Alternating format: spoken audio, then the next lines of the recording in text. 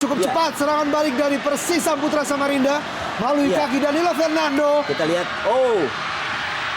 Masa dapat dan sebuah terjangan dari Pipa Tonkaya kepada Dian Agus Prasetyo.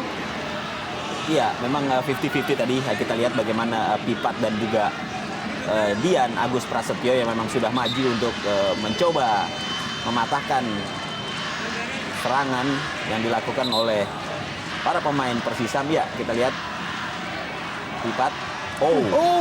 Cukup keras juga.